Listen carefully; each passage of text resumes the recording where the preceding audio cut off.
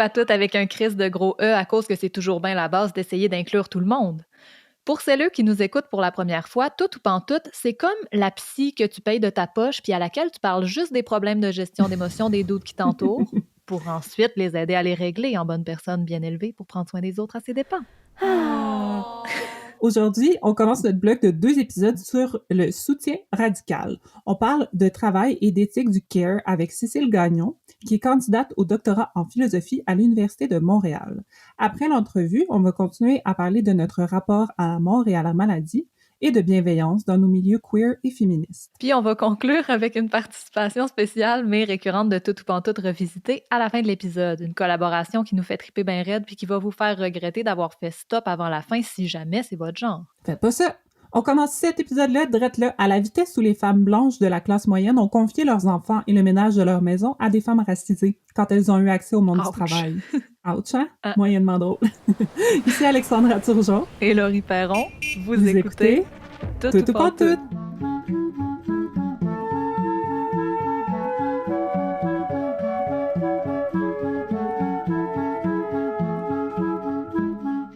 Tout au long de la saison, on va explorer les thèmes choisis en les étirant sur 2 épisodes qui vont en explorer des facettes différentes, mais toujours avec la même approche féministe, queer et interrégionale.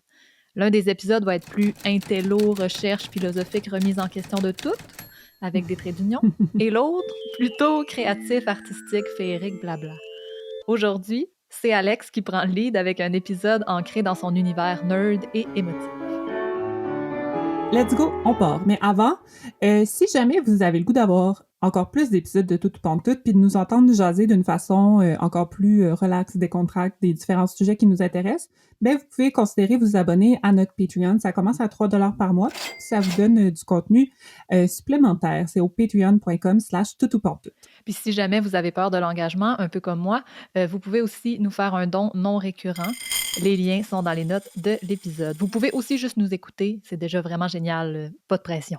OK, ça fait longtemps qu'on voulait parler de CARE à Tout ou Pantoute. L'éthique du CARE, c'est un point de départ pour, personnellement, beaucoup de mes réflexions féministes en ce moment, mais j'avais comme besoin de mieux comprendre cette éthique-là puis de m'en faire vraiment expliquer par une pro du sujet, finalement. Parce que dans notre société obsédée par la réussite individuelle puis la mode capitale, l'éthique du CARE offre un changement de focus complet.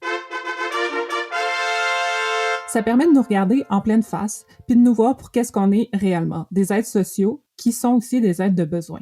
Puis personnellement, étant une personne qui se sent toujours anxieuse, puis toujours coupable de pas être capable de tout réussir tout le temps toute seule, ben ça fait du bien à maudit de se faire dire que c'est rien que normal. Puis les réflexions sur le CARE, c'est pas juste théorique, c'est aussi super concret, puis ça permet de parler des iniquités, de charges au sein des familles, des classes sociales, de la façon dont on gère nos hôpitaux, nos CHSLD, etc. C'est vraiment une discussion super importante, puis je suis vraiment contente qu'on l'ait enfin. Donc, je vous présente mon invitée d'aujourd'hui. Je parle à Cécile Gagnon. Cécile détient un certificat en sciences politiques et un baccalauréat et une maîtrise en philosophie. Elle est candidate au doctorat en philo à l'Université de Montréal. Elle s'intéresse aux théories féministes et plus particulièrement aux éthiques du CARE et aux éthiques écoféministes. Ses travaux visent à développer une théorie de la justice sociale capable de critiquer les rapports de domination genrés, raciaux et environnementaux qui maintiennent en place un système économique qui reproduit des injustices autant économiques, politiques que climatiques, qui sont vécues de façon démesurée par des femmes et les personnes racisées. Intéressant, n'est-ce pas? Oh, Chris, oui! C'est aussi une excellente vulgarisatrice, puis elle m'a énormément éclairée sur c'est quoi le CARE, tant concrètement que théoriquement, sur pourquoi, comment les personnes les plus vulnérables continuent de porter le fardeau du CARE des plus privilégiés, puis ça peut être quoi les façons de créer une société qui valorise le CARE, la bienveillance et la sollicitude. Avertissement, cette entrevue comprend un mode d'emploi pour la révolution. Yes!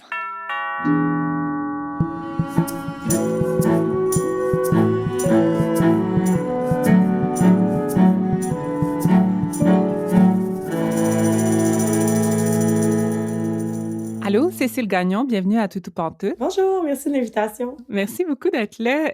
On a le goût de commencer par le commencement parce que je pense qu'on est peut-être une gang à être un peu mêlés concernant la grosse base, en fait, par rapport au CARE, c'est-à-dire sa définition. Parce que le CARE, ça peut être vu comme étant une éthique, ça peut être vu comme étant des actions de soins, une philosophie. C'est quoi, en fait, le CARE? C'est une belle question, c'est une grosse question. Puis, ouais, hein? En fait, je te dirais, c'est tout ça à la fois. Okay. Le care, en fait, je dirais, c'est deux choses. C'est que le care, ça réfère aux soins, donc à l'action de prendre soin, to take care en anglais, donc l'action concrète, vraiment le travail de la prise de soin. Ça réfère aussi aux soucis, donc à la sollicitude, à la bienveillance, donc au sentiment, en éthique, on va dire le sentiment moral de se soucier de, donc to care for. Selon les éthiciennes du care, ce sentiment, donc ce souci, émerge d'une responsabilité éthique qui se développe toujours sous fond d'une prise de conscience, d'une reconnaissance, d'une prise au sérieux aussi du caractère vulnérable et relationnel de la vie humaine. Le point de départ des théories du care sont en fait les concepts de vulnérabilité et de dépendance. Ouais. Si on distingue souvent la vulnérabilité dans les éthiques du care, je ne me rentrerai pas là-dedans, mais il y a une des deux types ou une des deux formes de vulnérabilité qu'on appelle ontologique en philosophie, mais qu'on pourrait aussi appeler une vulnérabilité ordinaire, fondamentale, qui est ni accidentelle, ni ponctuelle, qui, en fait, le simple fait que tous et toutes, nous dépendons au quotidien, de façon très ordinaire, du soin, du souci des autres. Puis on l'a dit ordinaire ou fondamentale parce qu'elle est indépassable. À tous les jours, il faut que je mange 3 fois par jour, faut que je dorme, faut que je fasse le ménage chez moi. Bon, en tout cas, j'ai toujours besoin un minimum de personnes et de réseaux autour de moi. Mais c'est intéressant, qu'est-ce que tu dis, parce que justement, quand on parle de vulnérabilité, souvent, on pense aux enfants puis aux personnes âgées, mais comme ça nous ramène à toute personne est vulnérable et donc dépendante. Cette vulnérabilité-là, évidemment, va varier au cours de la vie. Évidemment, j'étais plus vulnérable quand je savais pas encore parler au marché. Évidemment, je vais l'être plus quand je vais vieillir, peut-être devenir malade, si aussi je subis un accident. Puis, bon, évidemment, elle varie au cours de la vie, mais on a quand même cette vulnérabilité-là fondamentale qui est en fait le lien qui est commun entre tous les individus. Et quand on réalise cette vulnérabilité-là, on réalise aussi notre interdépendance entre les autres. On réalise l'importance des réseaux sociaux, des réseaux de soutien, autant au niveau familial, mais au niveau économique, au niveau social. Ouais. Dans mon cas, en tant que citoyenne, si je vais être capable de pouvoir me déplacer dans la ville, de faire des études, de voter, de m'acheter de l'épicerie, avoir un loyer, bon, tout vraiment pouvoir être une citoyenne qu'on va dire autonome, ben je dépends des réseaux de relations complexes. Ben selon les éthiciennes du care, c'est cette prise de conscience-là qui nous amène à développer la responsabilité éthique, à se soucier d'autrui et à prendre soin aussi d'autrui. Ah, c'est full intéressant. Puis pourquoi c'est important de parler d'éthique du care puis de care en général en lien avec le féminisme? Mettons, en quoi c'est genré comme problématique puis comment l'inégalité de la répartition de la charge de care dont tu parlais va nuire à certaines personnes plus qu'à d'autres? Le care, on réfère traditionnellement dans sa définition à 3 grands types d'activités. Il y a les soins directs à la personne. Donc, les soins autant physiques, laver, nourrir, les soins psychologiques, écouter, rassurer, les soins affectifs aussi, les soins un peu plus détachés, mais de comme faire des commissions, faire un livre chez le médecin, bon, ce genre de soins-là directs à la personne. Il y a aussi ce qu'on entend dans le care, tout ce qui est le soin ou l'entretien de l'environnement puis du milieu de vie dans lesquels les gens vivent. Donc, la sphère domestique, c'est facile de penser faire la vaisselle, le ménage, mais c'est aussi à plus large échelle, ben ça va être, par exemple, dans des bureaux, ça va être de faire l'entretien ménager. Dans un hôpital, ça va être s'assurer que tout est propre constamment. Dans la ville aussi, c'est s'assurer que les lieux sont viables en ramassant les déchets. Donc, il y a tout ce travail-là affectif de s'assurer que les réseaux informels de personnes, les liens intimes, mais aussi professionnels entre des personnes sont maintenus et sont, pour le dire très bêtement, mais agréables pour qu'on puisse maintenir les réseaux de relations. C'est fou, hein? C'est énorme comme charge. On dirait que quand tu les énumères comme ça, c'est vraiment comme le ciment, le ciment de notre société. Et là, ça m'amène à pourquoi est-ce un enjeu féministe? Mais toutes ces tâches-là ont historiquement été vues comme un travail non productif. Donc, on a le travail productif dans le monde du travail, la sphère économique, où on a des biens et services qu'on échange, qu'on produit, qu'on vend. Et il y a le travail non productif, celui qu'on fait dans des relations intimes. La relation par excellence, qui est comme la caricature d'une relation de care, c'est la relation mère-enfant. Donc, c'est un travail qui a historiquement été associé aux femmes. C'est un travail qui a été aussi relégué dans la sphère privée, qui a été invisibilisé, non rémunéré, fourni souvent sous forme de dons, comme si c'était quelque chose que les femmes devaient à leur famille. Ce qui a permis un évitement de la prise en charge de ce travail-là par les plus privilégiés, Ouais. par les hommes. Et là, on pourra revenir que c'est pas simplement les hommes et que c'est pas simplement les femmes. Mais donc, le travail de care est retombé sur les épaules d'un certain groupe ou de certaines personnes en particulier. Ce qui fait que tout ce travail-là de care qui permet le maintien de l'autonomie, le développement de l'autonomie de certains citoyens, parce que c'est pas tout le monde prend un peu soin des uns des autres et donc on a des échanges relativement réciproques, mais on s'est retrouvé avec la situation où l'autonomie de certains, les hommes blancs, cis, pour y aller très grossièrement, repose sur le sacrifice de l'autonomie d'un autre groupe, les femmes et les personnes racisées, on y reviendra, mais pourquoi? Mais parce qu'on a créé, et là je reviens à ce que je disais au début, une deuxième forme de vulnérabilité, qui est là une vulnérabilité circonstancielle, qui en fait, où on exacerbe la dépendance de certaines personnes. On exacerbe la dépendance des femmes parce qu'elles se retrouvent parfois, par exemple, se retrouvent dépendantes au niveau économique si elle n'a pas un job ou elle a un job à temps partiel. Mais des préposés aux bénéficiaires, on connaît leurs conditions salariales, on connaît leurs conditions de travail. C'est des métiers qui sont pas bien rémunérés puis qui ont des mauvaises conditions. C'est pas des métiers qui sont bien rémunérés, donc on a une vulnérabilité qui devient là, économique, politique aussi, parce que leur travail n'est pas bien reconnu, donc ils n'ont pas une voix très écoutée non plus dans la sphère publique. Donc, on vient créer de nouvelles formes de vulnérabilité qui nuisent à l'autonomie de ces personnes-là responsables du travail de care. Et c'est en ce sens-là que c'est un enjeu féministe.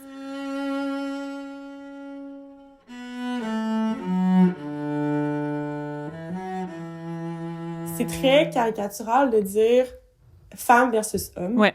Parce que si en fait les premiers travaux sur le care ont été développés par des féministes matérialistes dans les années 70, c'était des féministes blanches matérialistes qui ont développé une critique tout à fait légitime de la division du travail. Mais le care, en fait, est de plus en plus repris et travaillé par des féministes noires, décoloniales, qui montrent que c'est non seulement un travail qui a été assigné aux femmes, mais c'est une division du travail qui est aussi complètement marquée par les rapports raciaux et coloniaux, autant à l'échelle nationale, autant dans un pays ou par exemple au Québec, que à des échelles internationales. Il y a une division qui est à la fois sexuelle, mais raciale du travail de care.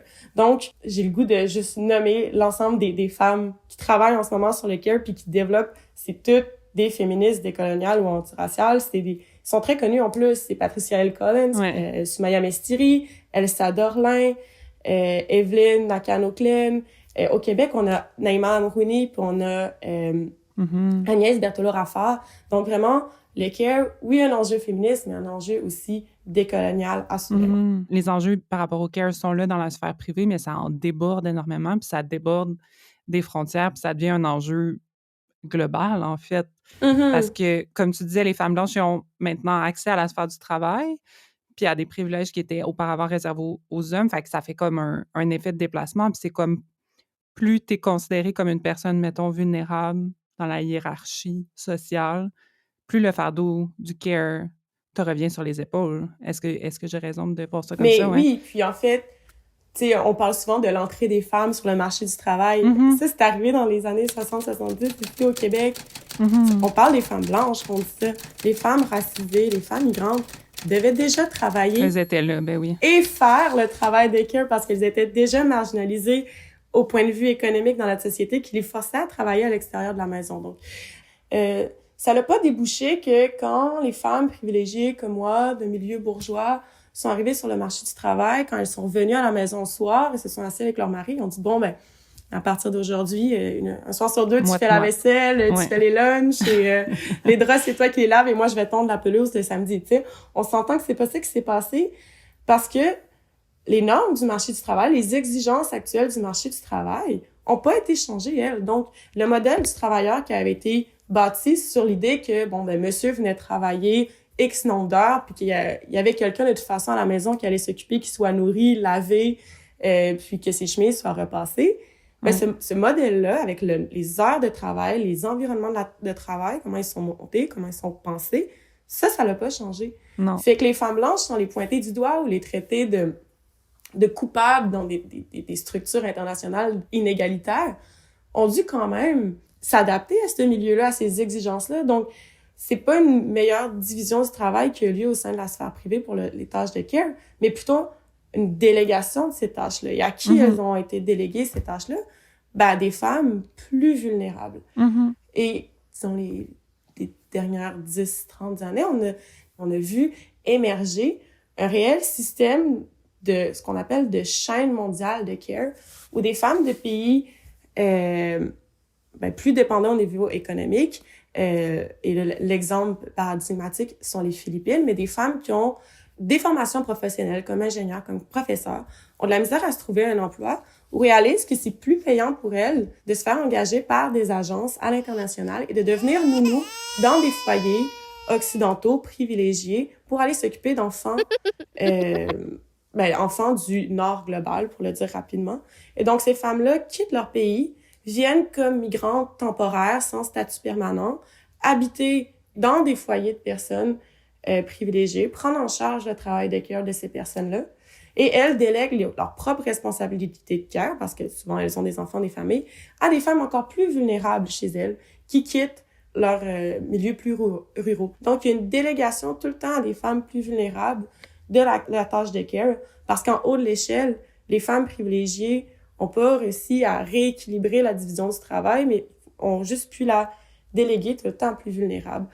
C'est vraiment décourageant, mais tu le dépeins super bien, puis je le vois comme une longue ligne de dominos qui tombent un après l'autre. Toi, occupe-toi de mes enfants, toi, occupe-toi de mes enfants à l'infini. Mais c'est que le problème, en plus, là-dedans, et là, ça, je pourrais en parler des heures, mais c'est que ces femmes-là arrivent sans statut, elles sont engagées par des agences, elles habitent dans les familles, elles peuvent pas bouger, elles sont pas reconnues, c'est pas des citoyennes, des abus, et elles travaillent 24 heures sur 24, elles habitent sur leur milieu de travail. Donc, il y a des abus économiques, il y a des abus psychologiques, il y a des abus sexuels qui arrivent.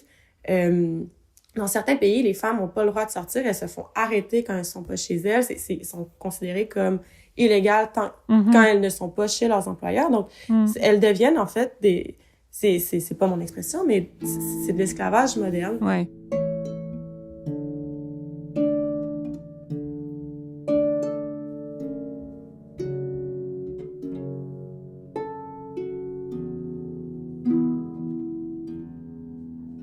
Puis, si on essaie de regarder comme, justement, en parlant un peu plus des enjeux économiques, je sais qu'une des revendications par rapport au care, c'est de rendre justice donc à l'importance du travail du care, puis de le visibiliser, puis le considérer comme un travail réel. Comme tu disais, ça a été un peu dans les revendications des féministes matérialistes de le considérer comme un travail aussi productif que n'importe quel autre au sens de la production capitaliste, mais c'est ça, fait qu'il y a plusieurs mouvements qui revendiquent pour que le travail du care soit mieux rémunéré ou dans certains cas rémunéré, tout simplement.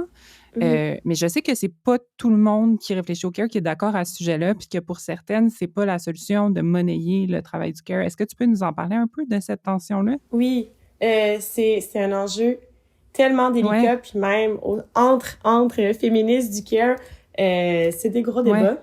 Le danger, en fait, de monnayer le care comme si c'était un bien de consommation, donc un service ou un produit comme les autres qui passent par le libre marché capitaliste, c'est cristalliser un peu la division sexuelle du travail, c'est de en disant, mesdames, nous allons reconnaître ce que vous faites au sein du foyer, c'est un peu renforcer ou cristalliser les stéréotypes sur la féminité, puis lier les femmes aux émotions, aussi à la bienveillance. Okay. Donc, c'est dans ce sens-là que on va plutôt dire, faut pas le voir comme un bien ou un service monnayable, mais vraiment plus comme une responsabilité collective, une question de justice sociale qui doit être discutée démocratiquement et pas simplement le garder dans la sphère privée. Quand on le voit comme ça, on voit bien que rééquilibrer la division du travail en travail, disons, productif versus travail de care peut pas simplement passer par que là, on achète le care dont on a besoin, on vend nos services de care.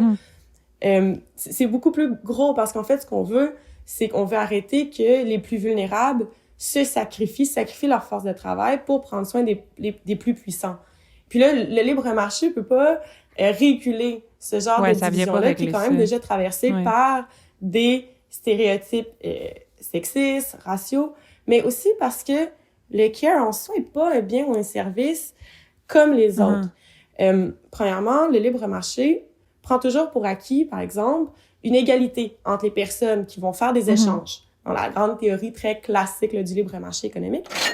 Mais pourtant, quand on parle de relations de care, de prendre soin des autres, de combler un besoin, on est toujours dans des relations asymétriques. Il y a l'idée aussi que le marché est incapable de prendre en compte tout ce qui est attachement, émotion entre les agents. Tu sais, c'est supposé être des agents isolés qui font des échanges très froids de comme j'ai besoin de ceci, je t'achète ceci. Alors que ben si moi je prends, pour reprendre l'exemple, soin d'une amie ou de mon frère, je le fais parce que je me soucie d'eux, mais parce que je veux dire, c'est émotionnellement, affectivement motivé aussi, tu sais, ça rentre en ligne de compte. Donc, comment je monnaie ça, la façon dont on va penser ça, c'est un peu étrange de dire on va payer une mère pour prendre soin de son enfant. Tu sais, c'est pas... Il y a de quoi qui fonctionne pas instinctivement quand on le dit comme ça. Là, on voit qu'il y a de quoi qui... C'est pas ça. C'est pas ça la solution. Ouais. C'est ça. D'autres raisons pour lesquelles, pour moi, c'est pas monnayable, mais il y a évidemment l'idée tout le temps que le libre marché suppose une parfaite information de tout le monde. Hein, tous les agents sont isolés, ils ont besoin de personne, ils vont chercher le produit dont ils ont besoin. Alors que non, justement, on l'a dit, on est constamment dépendant des réseaux d'interdépendance. On a tout le temps besoin un peu d'autrui pour aller chercher des informations, trouver des ressources. Ouais. C'est beaucoup plus difficile des fois de savoir vers quel service social se tourner. L'accès aussi à la compréhension de la bureaucratie, c'est plus compliqué que des échanges entre des agents isolés qui sont parfaitement au courant de ce qui se passe et de ce dont ils ont besoin. Mais il y a aussi l'idée que, comme on l'a dit, on est tout le temps constamment dépendant des réseaux de relations, qu'on veut maintenir ces réseaux de relations-là parce qu'on prend conscience de leur importance.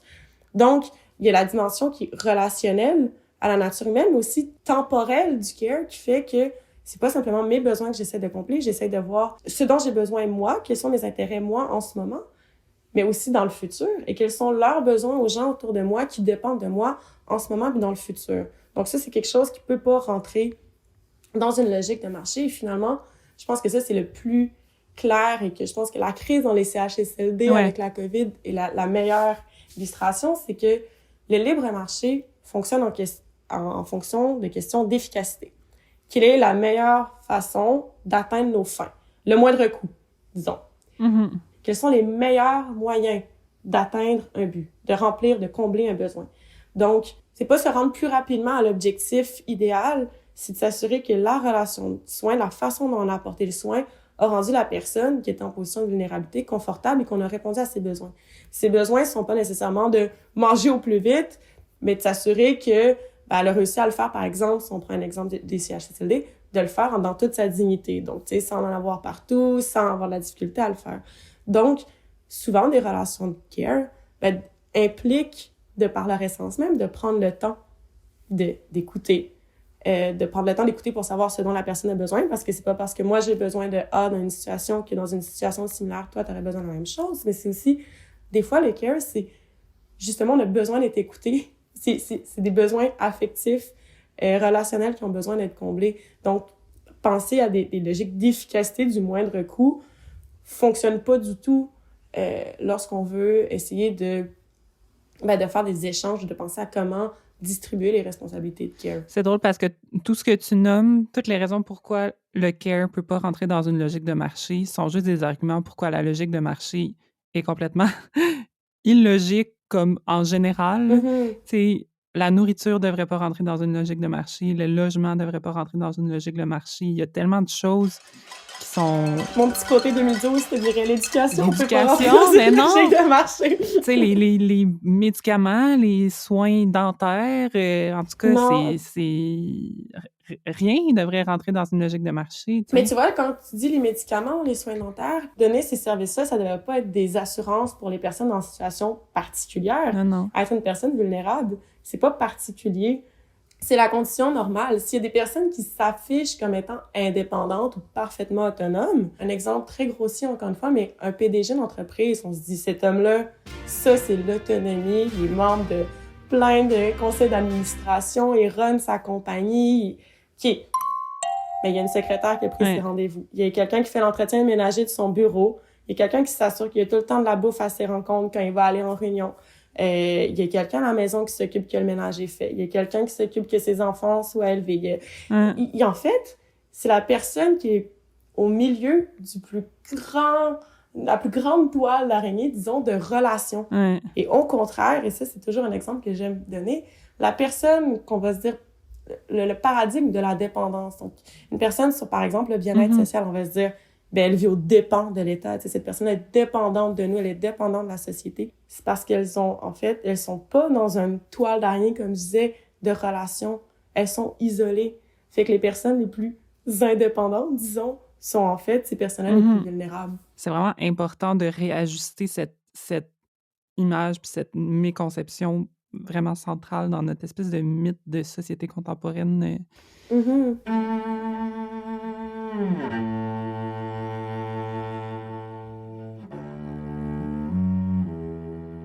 Justement, pour terminer, parce que tout ça, comme nous met face à un constat clair, là, ça marche pas. On est tous et toutes des êtres dépendants. On a une responsabilité, un devoir moral d'entretenir nos relations avec les autres, de prendre soin des autres. On est tous des êtres vulnérables. Il y a plusieurs façons de voir comment on peut faire entrer cette vision-là, tu sais, cette éthique du care, cette éthique là dans nos sociétés pour en faire une société plus juste et bienveillante. Comme tu disais, ça ressemblerait à quoi, mettons, une société où on valoriserait le care, là, puis on serait moins niaiseux par rapport à ça, mettons. Évidemment, quand je dis ça doit devenir une responsabilité collective, c'est dans le sens...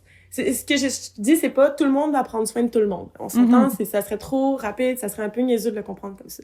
Mais c'est de se dire, en ce moment, le care, on l'a caricaturé comme quelque chose qui est de l'ordre de l'intime, qui est de l'ordre du privé, que c'est des considérations personnelles de comment puis qui prend soin de qui pour chaque personne.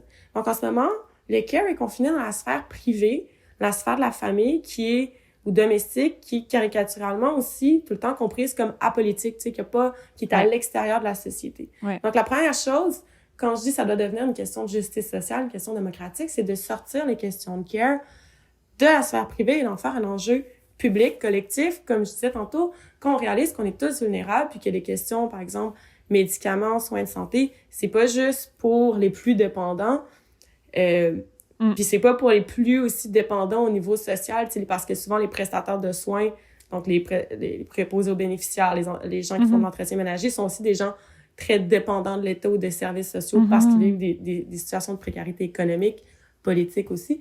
Donc, quand on fait bon, OK, les questions de care ne concernent pas juste ces personnes-là particulières, mais concernent tout le monde, ben là, on en fait un enjeu collectif qui concerne tous et toutes. Donc, évidemment, ça veut dire qu'on va devoir changer la façon dont plusieurs institutions sont construites, sont pensées. Évidemment, il y a toute la question de l'éducation, de la santé, les institutions aussi entourant la famille, par exemple les services de garde. Mais c'est tout le monde du travail qui doit être changé aussi. C'est ça, hein? On peut plus avoir les mêmes exigences. Faut revoir la conciliation travail-salarié, travail de care. Ça, c'est de dire revoir le nombre d'heures, revoir l'accessibilité aux services de garde, dans le sens de les avoir, par exemple, en milieu de travail, les avoir 24 heures sur 24, revoir l'aménagement aussi de peut-être que travailler à l'autre bout de la ville, loin de l'école, loin de ci, loin de ça, fonctionne pas. C'est de revoir aussi, des fois, littéralement, l'aménagement des villes, l'aménagement des horaires de travail pour faciliter cette conciliation-là, travail de care, travail salarié. Tu sais, ça doit plus être, c'est des congés sans solde si une mère doit aller chercher l'enfant à l'école, parce qu'encore une fois, c'est tout le temps la mère qui est appelée en premier, ou c'est pas, ça doit plus être un casse-tête de devenir proche aidant quand un parent devient malade. Puis là, t'as le droit peut-être à des prestations, mais tu sais, ça doit plus devenir un casse-tête, ça doit faire partie de la vie du travailleur qu'on prend pour acquis, qu'il y a ces responsabilités-là aussi qui vont lui incomber inévitablement. Donc, c'est revoir notre organisation du monde du travail. Puis pour faire ça, en fait, c'est revoir aussi toute notre compréhension de la démocratie. En ce moment, dans nos institutions, autant formelles qu'informelles, au niveau politique, on se dit tout le temps qui doit parler quand on est en train de débattre des enjeux de société, c'est les citoyens autonomes. Ouais. Et qui ne sont pas les citoyens autonomes, c'est les personnes dépendantes, donc les principaux prestataires de care et les principaux bénéficiaires de care. Un exemple, encore là, relié à la crise dans les CHSLD, mais qui on n'a pas entendu parler pendant les 2 dernières années par rapport à comment on devait réaménager ou repenser la façon dont les soins sont prodigués ou comment les CHSLD sont pensés, organisés. Les prestataires, donc les préposés aux bénéficiaires, on les a pas beaucoup entendus parler sur ce dont elles avaient besoin, ce dont elles considéraient être la meilleure chose à faire, qui sont majoritairement d'ailleurs, et là, il faut quand même le souligner, des personnes racisées, souvent des femmes, et pas des citoyens, des citoyennes permanentes au Québec. Donc, complètement invisibilisés dans le débat politique. Tout à fait. Et qui d'autre a été invisibilisé? Mais les principaux bénéficiaires. Les personnes dans les CHSLD n'ont jamais été consultées sur ce dont il et elle avaient besoin. Moi, je vais toujours me souvenir que j'avais entendu d'une personne qui vivait en CHSLD. Et là, je ne dis pas qu'elle est représentative de tous et toutes là-bas, mais ça m'avait tellement marqué qu'elle avait dit, vous savez, moi, si ça m'avait donné le choix d'être isolée, de pas voir ma famille, ou de pouvoir les voir et peut-être mourir de la COVID, j'aurais choisi de les voir plutôt que d'être isolée pendant des mois. Je dis pas que c'est représentatif, mais je me dis, moi, ça a tellement résonné dans ma tête parce que j'étais surprise d'entendre ça. Puis ça m'a fait réaliser à quel point on n'avait jamais entendu ces personnes-là et on les a toujours pas entendues 2 ans plus tard sur comment on leur a pas demandé. Quels sont vos besoins. Donc, dans les discussions démocratiques, c'est de plus voir la dépendance comme quelque chose qui nous empêche, qui sape notre agentivité politique, pour sortir mes grands mots de philosophe, mais plutôt quelque chose qui nous aide à discuter de l'organisation du travail, de l'organisation des relations de care. Donc, une société du care, c'est une société qui a des changements au niveau, bref, des institutions de santé et d'éducation, mais des institutions du travail et des institutions politiques. J'ai tellement hâte à la révolution. On a le mode d'emploi. Reste bien qu'à foncer dans le tas. Parce que c'est pas les personnes au pouvoir qui vont nous aider là-dessus. Ben, peut-être, je sais pas. Le care est devenu un mot très à la mode dans les 2 dernières années. Et pourtant, j'ai l'impression que personne qui l'a utilisé autant dans des chroniques de journal que chez nos politiciens avait jamais lu sur le concept. Ouais. Merci tellement, Cécile, pour ton expertise incroyable, puis pour ton temps, puis pour avoir fait la lumière sur ce concept vraiment complexe, mais parce qu'il est tentaculaire, en fait, il est partout. On va mettre des liens vers tes projets puis tes plateformes dans les notes de l'épisode pour que nos éditoristes puissent te retrouver. Merci d'être passé à Toutes Pantoutes. Ben merci à vous pour l'invitation, ça m'a vraiment fait plaisir.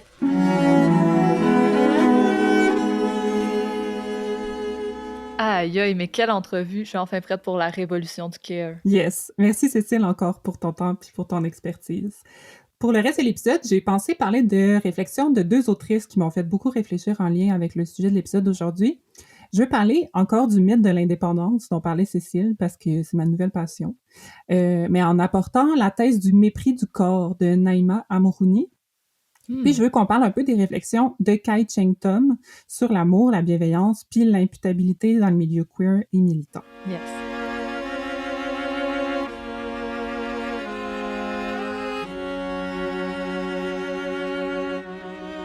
Un des aspects super concrets, selon moi, des réflexions autour du care, c'est tout ce qui a trait au travail de soins, puis de soins du corps en particulier.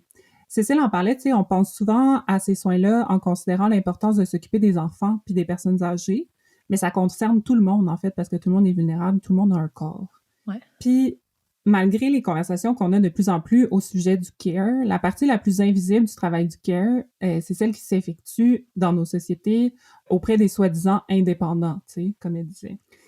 Puis, j'ai le goût de vous encourager à réécouter ou à écouter l'entrevue que Laurie a faite avec Sonia Parlato dans la saison 1 sur l'autonomie corporelle, puis l'entrevue que j'ai faite dans la saison 2 avec Nesrine Bessaï sur la périnatalité, l'accouchement, la grossesse, etc., pour entendre des pros parler plus longuement de ça.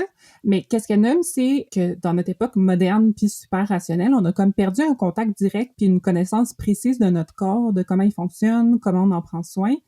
On a vraiment tendance à remettre ces connaissances-là puis ces soins-là dans les mains d'autrui, tu sais. Oui.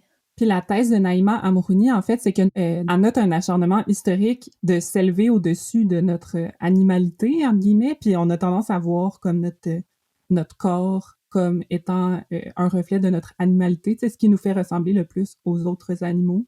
Puis on est convaincu qu'on est au-dessus de tout ça. Ouais, on en parlait avec Belle Grandfille aussi, d'ailleurs, ça, dans un autre épisode à écouter. On commence à avoir parlé d'une couple d'affaires, hein? Puis ces temps-ci, je pense beaucoup à la mort, puis à la maladie, puis à notre façon de gérer ça dans notre société moderne puis laïque. Puis je trouve que ça se rattache à ça, tu sais. On a vraiment peur de la mort comme société. On sait pas quoi faire avec ça.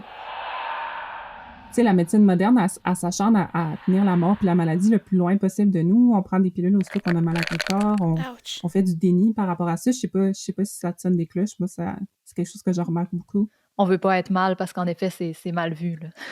Aussi, ouais, ça paraît pas bien. Puis Charlotte Perkins Gilman, qui est une intellectuelle féministe américaine, elle disait qu'on, tu sais, dans notre vie, mettons, on est confronté à notre humanité, c'est-à-dire notre existence biologique, avec un début puis une fin, vraiment rarement.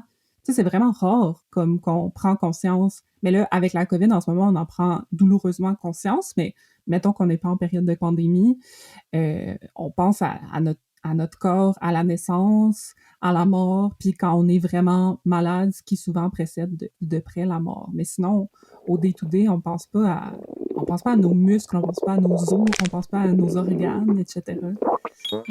Ou du moins, si on pense à la mort, c'est plus de façon philosophique ou dans des réflexions qui sont pas nécessairement ancrées au corps. En tout cas, moi, je pense rarement à mon corps en soi ou la finalité corporelle, plus qu'à la finalité de toutes mes activités du day-to-day, justement. Puis, je trouve que c'est pas tout le monde qui peut se détacher complètement de ces considérations-là. Évidemment, là, tu sais, c'est une question de privilège de pouvoir s'élever, encore une fois, au-dessus de ces considérations-là. Puis, je suis certaine que pour toi, Laurie, la parentalité, ça t'ouvre les yeux sur bien des enjeux liés au corps qu'on peut juste pas imaginer quand on est parent, tu sais. La grossesse puis l'accouchement, mais aussi le soin des enfants, tu sais. Veux pas, on est souvent proche de la maladie quand on a des enfants qui vont en garderie puis qui font des bébés à tout bout de champ. On est très proche de bien des petites maladies, mais aussi on parle drôlement plus souvent de toutes nos productions corporelles, nos déchets corporels, comme on dit. Là, j'en parle souvent du fait que je parle de caca 4 fois plus qu'avant, que je regarde la peau de mes enfants dans certains spots. Oui, on pense beaucoup à la corporalité, puis c'est vrai que l'allaitement particulièrement, ça nous ramène à notre corps. Là. Moi, je ressens vraiment plus souvent l'écœur en titre d'être pognassé ou encore la proximité, mais liée à la corporalité directement. Fait que oui, ça change vraiment beaucoup mon rapport au corps. Je trouve ça intéressant de voir comme en comparant ça, on voit à quel point sinon on n'est pas porté à penser justement à notre corps au quotidien. T'sais, moi, ayant pas d'enfant, je pense très peu dans une journée finalement à mon corps, à part quand je suis malade. Ouais, ou en contexte de sexualité, mettons. Ouais, exact. Puis c'est ça, pour revenir à Naïma Amourouni, qu'est-ce qu'elle dit, c'est que le mythe de l'indépendance, c'est d'avoir assez de privilèges pour se convaincre qu'on est au-dessus des considérations par rapport au corps, tu sais, qu'on est invulnérable. Parce que la médecine, ça existe. Parce que au pire, on va aller dans une clinique privée, si on est ultra riche. Au pire, on va payer les meilleurs spécialistes. Puis non, la maladie, ça peut pas me toucher moi parce que je suis dans une autre classe. Ouais. Puis pour elle, c'est un problème qui est aussi politique, ce mépris du corps-là, puis cette espèce de pensée d'invulnérabilité des personnes qui sont en posture privilégiée, parce que c'est en vivant des choses difficiles qu'on développe notre empathie. C'est quand on a vécu quelque chose que là, on voit quelqu'un, mettons, qui struggle, par exemple, avec la maladie, la pauvreté, etc., qu'on peut se dire « Ah, je comprends ce que tu vis parce que moi ou quelqu'un proche de moi a vécu quelque chose de similaire. Ouais. » C'est important d'être vulnérable pour pouvoir être une personne empathique. Puis le problème, c'est que les personnes qui sont les plus puissantes, qui sont à la tête de compagnie, à la tête d'État, c'est les personnes qui ont le luxe de s'émanciper de leur vulnérabilité puis de pas voir à quel point on est toutes des personnes dépendantes. Fait que c'est vraiment un problème. C'est une grosse partie de la vie qu'on vit pas.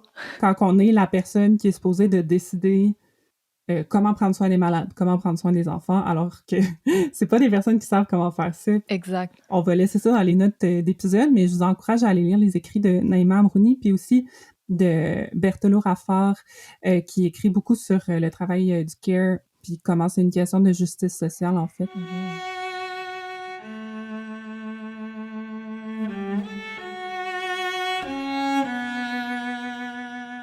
Puis pour finir, mes réflexions par rapport au care dans l'épisode d'aujourd'hui, puis dans mon désir un peu de concrétiser ces réflexions-là, j'ai le goût qu'on parle d'un livre qu'on a lu toutes les deux, Laurie, qui s'appelle « I Hope We Choose Love » par Kai-Cheng Tom. Qu'on vous souhaite de lire toutes vous autres aussi, d'ailleurs.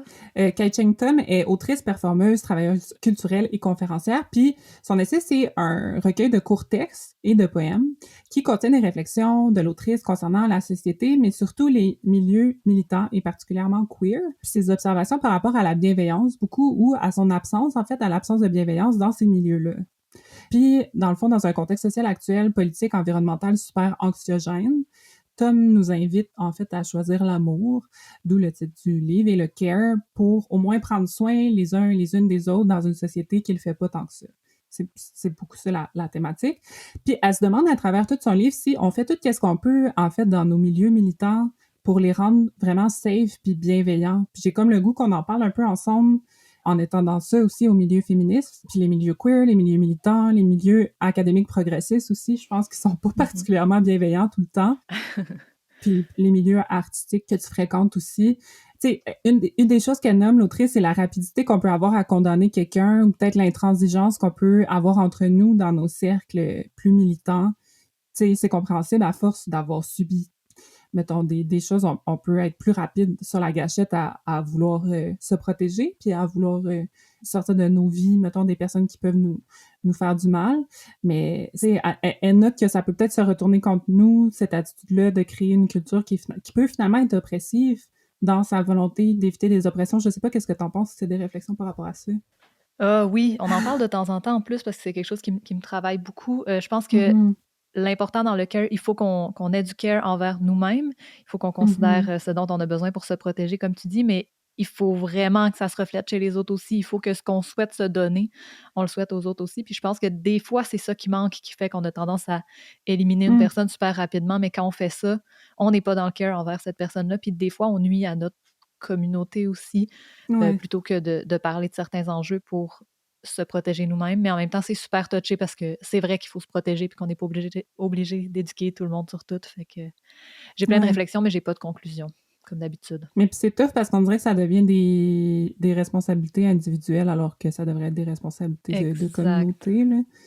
Of course qu'on n'a pas tout le temps l'énergie de pardonner puis de repardonner quand on a vécu des oppressions déjà. C'est ça. Comme tu disais, on en parle souvent ensemble puis ça nous fait travailler beaucoup. Mais tu sais, on trouve ça full important de créer un espace ici où ce qu'on peut réfléchir puis penser à voix haute dans l'espace public, ce qui peut être stressant étant donné les sujets sur lesquels on parle, puis de se donner un peu le droit de se tromper, puis le droit de changer d'idée, puis que ça soit pas grave. On dirait que c'est ça que je trouve tough des fois d'admettre qu'on a changé d'idée, qu'on a évolué entre un point A puis un point B, puis qu'on peut continuer à être une bonne personne, même si, par exemple, on a fait des erreurs. Ouais, puis je pense que c'est vraiment important de se donner le droit de faire des erreurs parce que, Colin, d'où c'est qu'on peut mieux partir pour apprendre que d'une erreur qu'on a faite, puis qui est concrète dans notre vie, puis rebondir de ça.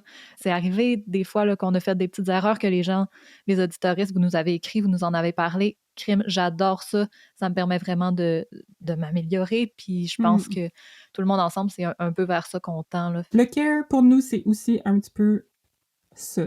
Se donner le droit de se tromper. Un peu se donner un break. Parce qu'on essaye en tabarouette toute la gang. Vous T'sais. autres aussi. Donnez-vous un break.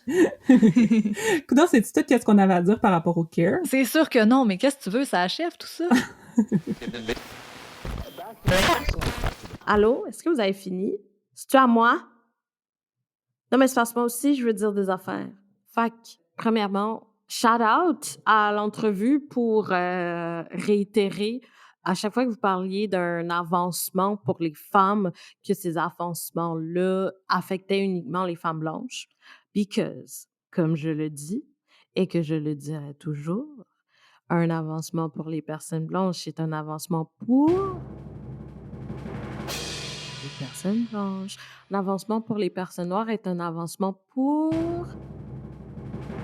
tout le monde. Ouais, bravo! OK, fait que là, je vais me lancer direct. Dans l'entrevue, Cécile a mentionné comment la norme du marché du travail aujourd'hui n'avait pas changé, puis c'était resté sur la structure monsieur en travailler de telle à telle heure et retourne à la maison où il y a quelqu'un qui s'est occupé des enfants, de faire à manger, puis de faire le ménage. Moi, j'ai tout de suite pensé déjà de un à la charge mentale. Aussi, parenthèse, la charge mentale dans les ménages peuvent se retrouver dans tous les types de cohabitation, que ce soit dans des couples hétéros, dans des couples queer ou même en colocation. Je dis ça de même. Ensuite, l'autre truc auquel j'ai pensé, c'est à ma mère. Parce que, en fait, ma mère est comme l'archétype de la femme racisée qui travaille dans un domaine du care, donc des travails qui sont pas aussi bien reconnus, qui sont pas aussi bien payés, et aussi ces travails-là, c'est des milieux de travail où est-ce qu'on retrouve majoritairement des femmes racisées. Fait que ma mère, elle va faire sa journée de monsieur qui rentre travailler de telle à telle heure. Puis quand elle retourne à la maison, ben, il faut quand même qu'elle s'occupe des enfants, puis de faire à manger, puis de faire le ménage, tu sais. Dans la fratrie, on était 5. Maintenant, on est rendu 4. Puis moi, j'habite plus à la maison. Mais ma mère avait quand même 4 enfants, 3 jeunes plus une petite à s'occuper relativement seule en revenant à la maison. Puis ça, c'est une réalité partagée par tellement, tellement de femmes. Tu sais, on s'en rend pas compte.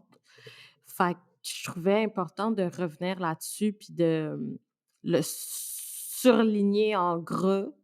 Puis sinon, j'avais plein d'affaires dans ma tête. Il y avait ça, il y avait aussi l'aspect, du fait que plus tu es vulnérable dans la hiérarchie sociale, plus que tu as de charges. Fait que là, devinez à qui j'ai pensé? Les femmes noires! Oui! C'est vrai, oui! Puis moi, j'ai pensé à il est où le droit des femmes noires à être vulnérables?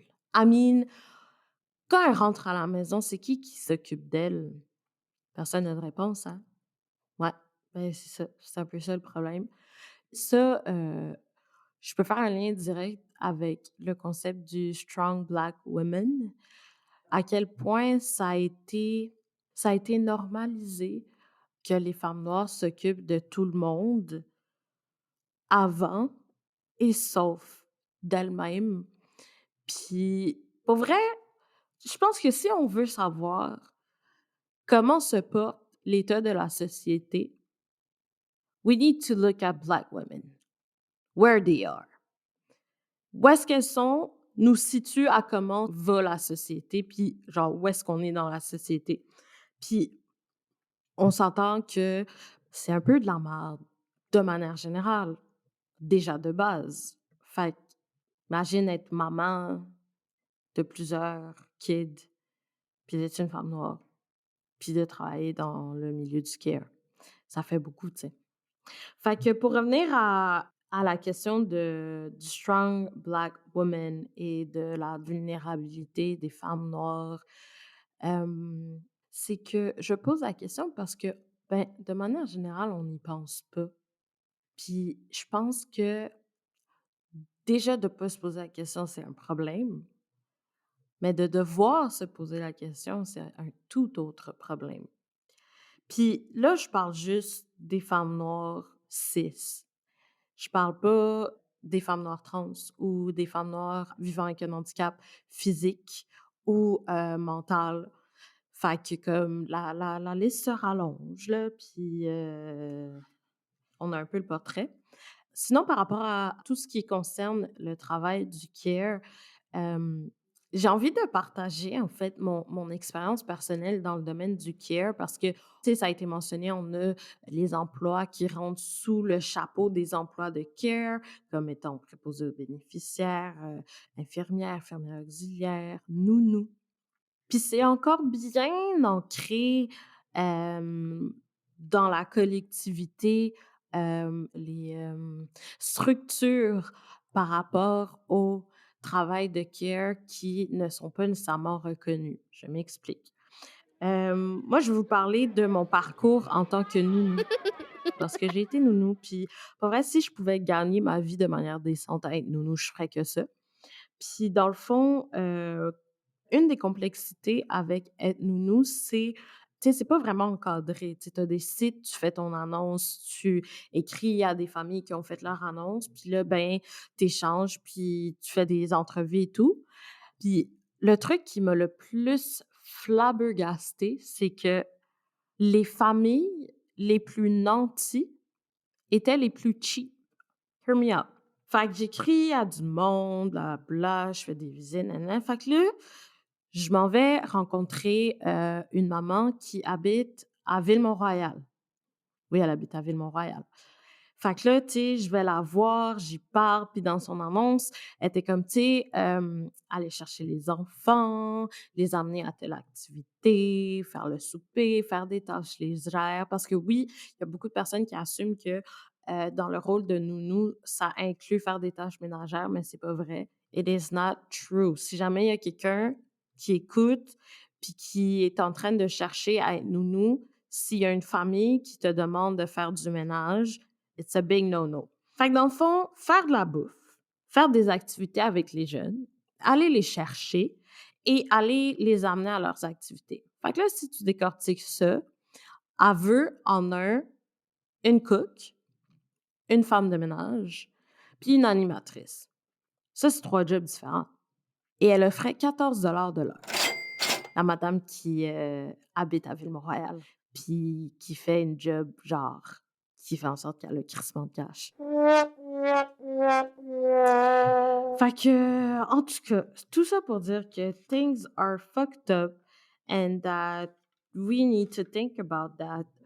Oubliez pas d'aller regarder l'Insta Your Black Best Friend, parce que si vous voulez approfondir sur certaines choses, ben on est là pour ça. C'est juste que faut se sortir de la tête que le labeur émotionnel des personnes noires est gratuit. Fait que qu'est-ce que tu fais dans ce temps-là? Tu payes pour avoir une conversation avec moi. Je suis vraiment sympathique. OK, bye.